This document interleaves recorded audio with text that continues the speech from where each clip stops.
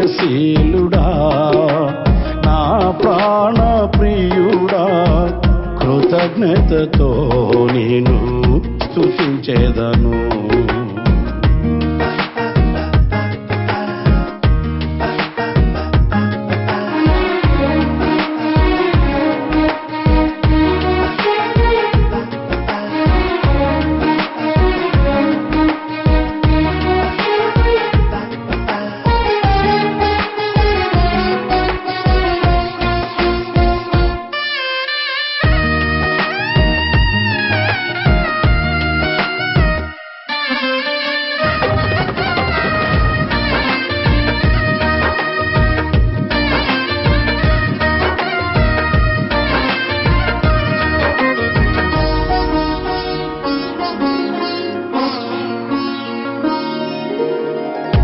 ఆశ్చర్యకరముగా నీ బాహువు చాపి విడుదల కలిగించినావు.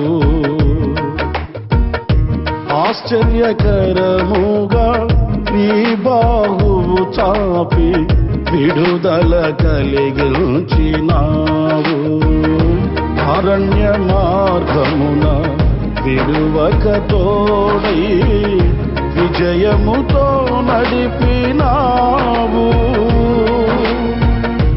ఆశ్చర్యకరముగా నీ బాహువు చాపి విడుదల కలిగించినావు. అరణ్య మార్గమున విడువక తోడై విజయముతో నడిపినావు. నీ స్వాస్థ్యమునకు తండ్రిగా నిలిచి వాగ్దాన భూమిలో చేర్చిన దేవా, నీ స్వాస్థ్యమునకు తండ్రిగా నిలిచి వాగ్దాన భూమిలో చేర్చిన దేవా, విజయశీలుడా నా ప్రాణ ప్రియుడా, కృతజ్ఞతతో నేను స్తుతించెదను. Praise the Lord. ప్రభు అయిన యేసుక్రీస్తు ప్రశస్త నామంలో మీ అందరికీ హోసన్నా మినిస్ట్రీస్ తరపున హృదయపూర్వకమైన వందనాలు తెలియపరుస్తున్నాను. ప్రభు మిమ్మల్ని ఆశీర్వదించి దీవించునుగాక. ఈ పూట పరిశుద్ధ గ్రంథంలో నుంచి ఆదికాండం 48వ అధ్యాయం 15వ వాక్యాన్ని నేను చదువుతున్నానండి. అతడు యోసేపును దీవించి, నీ పితరులైన అబ్రహాము ఇస్సాకులు ఎవని ఎదుట నడుచుచుండిరో ఆ దేవుడు నేను పుట్టినది మొదలుకొని నేటి వరకును ఎవడు నన్ను పోషించెనో. ప్రియులారా చూడండి, ఆ మాట చూడండి. నేను పుట్టినది మొదలుకొని నేటి వరకును ఎవడు నన్ను పోషించెనో. ఆ పోషకుడైన దేవుడిని పరిచయం చేస్తున్నాడు. చాలా శ్రేష్టమైన గొప్ప సాక్ష్యం అండి. మనము నడిచి వచ్చిన మార్గాన్ని మర్చిపోతుంటాం. మనం పొందుకొనిన మేలులను గుర్తించుకోలేము. కానీ ఈ భక్తుడు చూడండి, నేను ఎవరి చేత పోషింపబడ్డానో, నేను పుట్టినది మొదలుకొని నేటి వరకు ఎవరు నన్ను పోషించాడో. వీళ్ళారా ఏనాడైనా ఈ ధోరణిలో మనం ఆలోచించామా? మన శక్తి, మన జ్ఞానం, మన సంపద, మన తెలివితేటలు ఇవి ప్రత్యక్షపరుస్తామే కానీ వాటి చేత నేను పోషింపబడి వాటి చేత నేను ఆశ్రదకరంగా నేను నిలిచానని చెప్తామే కానీ వీటన్నిటికీ కారణం నా ప్రభువే అనే విశాలమైన హృదయంలో నుంచి వచ్చిన సాక్ష్యపు అనుభవాలు మనకు గుర్తున్నాయా? ఆయన పోషించువాడు. దేవుడు నన్ను పోషించాడు. ఆయన పోషించబడకపోతే మనం ఎలా పోషించబడతాము? ఆయన అనుగ్రహించకపోతే ఆశీర్వాదకరమైన అనుభూతులు ఎలాగ అడుగులు వేయగలుగుతాము? ఆనాడు భక్తులను పోషించిన దేవుడే మనం పోషిస్తాడు. మనల్ని ఆయన ఏనాడు కూడా ఆకలితో ఉంచేవాడు కాదు. పరిశుద్ధ గ్రంథంలో చాలాసార్లు మనం చదువుతుంటామండి, సింహపు పిల్లలైన ఆకలి కొంటాయేమో కానీ నా పిల్లలు ఆకలి కొనరు. ఏనాడు మన చేయి విడిచిపెట్టేవాడు కాదు, ఏనాడు మర్చిపోయేవాడు కాదు. మనం ఆకలి చావులు చస్తుంటే చూస్తూ ఊరుకుండేవాడు కాదు ఆయన. మీరు మత్తయి సువార్త 6వ అధ్యాయం 26వ వాక్యంలో చక్కటి మాట చూస్తారండి. ఆకాశ పక్షులను చూడుడి.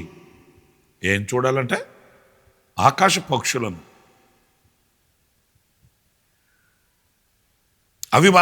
అవి చాలా అల్పమైనవి, మనం వాటిని గుర్తించవలసిన అవసరం లేదనుకుంటాం మనం. కానీ వాక్యం అంటుంది వాటిని చూడండి. అవి విత్తవు, కోయవు, కొట్లలో కూర్చుకొనవు. అంటే వాటిని గూర్చిన ఆలోచన కానీ ఆ ఫ్యూచర్ ప్లాన్ కానీ వాటికి ఏమీ అవసరం లేదు. ఎందుకంటే అంతగా పూర్ణంగా దేవుని మీద ఆధారపడ్డాయి. మమ్మల్ని పోషించిన దేవుడు ఉన్నాడు కదా, మమ్మల్ని గురించి మేము ఏర్పాటు చేసుకోవడం ఏంటి? మమ్మల్ని పోషించి ఆకలి తీర్చి మమ్మల్ని రక్షించి మమ్మల్ని ఉద్ధరించే దేవుడు ఉన్నప్పుడు ఆ దేవుడిని ప్రక్కన పెట్టి మాకై మేము ఏదో స్థాపించుకోగలమని, ఏదో రూపించుకోగలమని మేము ప్రయత్నం చేయడం ఏంటి? చూడండి, చిన్న జీవులే ఎంత గొప్ప పాఠాన్ని నేర్పుతాయో చూడండి. చిన్న జీవులే కానీ ఎంత ఉన్నతమైన స్థానానికి అవి చేరుకున్నాయో చూడండి. అవి విత్తవు, కోయవు, కొట్లలో కూర్చుకొనవు, ఆయనను మీ పరలోకపు తండ్రి వాటిని పోషించుచున్నాడు. మీరు వాటికంటే బహుశ్రేష్ఠులు కారా? వాటికంటే శ్రేష్ఠులమే కానీ వాటికంటే అల్పంగా ఆలోచిస్తుంటాం, అంతే తేడా. మన పోషకుడు ఉన్నాడు, ఆయన మనల్ని పోషించి ఉద్ధరించు దేవుడు. మీరు ద్వితీయోపదేశకాండం 2వ అధ్యాయం 7వ వాక్యంలో చక్కటి మాట నేను చదువుతాను చూడండి. నీ చేతుల పనులన్నింటిలోనూ నీ దేవుడైన యెహోవా నిన్ను ఆశీర్వదించను. ఈ గొప్ప అరణ్యములో నీవు ఈ 40 సంవత్సరములు సంచరించిన సంగతి ఆయన ఎరుగును. నీ దేవుడైన యెహోవా నీకు తోడై ఉన్నాడు, నీకేమీ తక్కువ కాదు, ఏమీ తక్కువ కాదు. పిల్లలు ఎదుగుతున్నారు, వీళ్ళ వివాహాల గురించి ఎట్లా చేయాలి? పిల్లలు చదువుతున్నారు, వీళ్ళ చదువులకి అది కావాలి, ఇది కావాలి, ఇంత కావాలి, అంత కావాలి. ఈరోజు ఇలాగే ఉంది, రేపటి రోజు ఏం జరుగుతుందో ఇదే చింతన. వాక్యం ఉంటుంది, నీవు అలాగేం ఆలోచించాల్సిన అవసరం లేదు, నీకేమీ తక్కువ కాదు. 40 సంవత్సరాలు లక్షల కాల్భాలని పోషించి నడిపించిన దేవుడు నీకు దూరంగా ఉన్నాడా? నీకు వెన్నుచూపి ఉన్నాడా? ఆయన దృష్టికి నీవు కనబడట్లేదా?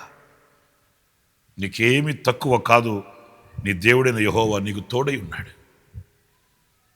కనుక చింతించవలసిన అవసరం లేదు, కలవరపడవలసిన అవసరం లేదు, కంగారు పడవలసిన అవసరమే లేదు. తమ బిడ్డల్ని ఆయన ఎంత ఉన్నతంగా ఉంచుతాడో ఒక చిన్న మాట చెప్పి ముగిస్తాను. ఆదికాండం 22వ అధ్యాయం 16వ వాక్యంలో నీకు ఒక్కడై ఉన్న నీ కుమారుణ్ణి వెనుతీయక ఈ కార్యము చేసినందున నేను నిన్ను ఆశీర్వదించి ఆకాశ నక్షత్రముల వలెను సముద్ర తీరమునందరి ఇసుక వలెను నీ సంతానమును నిశ్చయముగా విస్తరింపచేసేదను.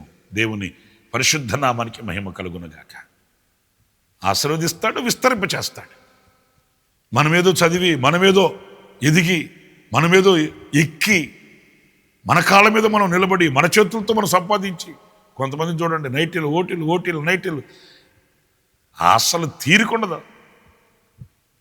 కానీ బాధాకరమైన విషయం ఏంటంటే ఒక్క అడుగు కూడా ముందుకు ఎదిగినట్టు కనబడరు. దేవుడు ఆశీర్వదించనిదే మన ప్రయత్నాలు ఏం సఫలమవుతాయండి? దేవుడు చల్లని చూపు చూడనిదే మన ప్రయత్నాలలో ఎలాగా మనం ఫలించగలుగుతామండి, విస్తరించగలుగుతామండి.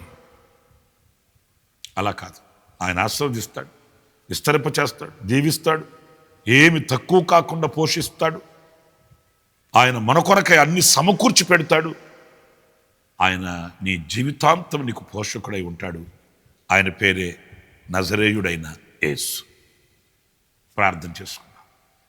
జీవాధిపతి అయిన యేసయ్య మీకు వందనాలు. మీరు మమ్మల్ని పోషించు దేవుడు, మీరు మా ఆకలి తీర్చు దేవుడు, ఏమి తక్కువ కాకుండా మమ్మల్ని గణపరిచే దేవుడు, ఆశీర్వదించి విస్తరింపచేసే దేవుడు. అందుకు నీకు స్తోత్రాలు. మేము నీ వైపు చూస్తూ నడక నేర్చుకోవడానికి సహాయం చేయండి. మీ వైపు చూస్తూ స్థిరంగా ఉండడానికి కృప చూపించండి. ఏ విషయంలో కలవరపడక, కలత చెందక, కన్నీళ్లు పెట్టక, మీరున్నారన్న ధైర్యంతో గుండెను నింపుకొని ఆనందించుటకు కృప చూపించమని, ఈ మాటలు వింటున్న ప్రతి బిడ్డను ఆ రీతిగా మీరు అభిషేకించి దీవించమని యేసు నామములో ప్రార్థన చేసి వేడుకొనుచున్నాను తండ్రి. ఆమేన్. ఆమేన్. ప్రభు మిమ్మల్ని ఆశీర్వదించి దీవించునుగాక. ఈ దినమంతా విశేషమైన కృప నా దేవుడు సమృద్ధిగా మీకు అనుగ్రహించుగాక. ఆమేన్.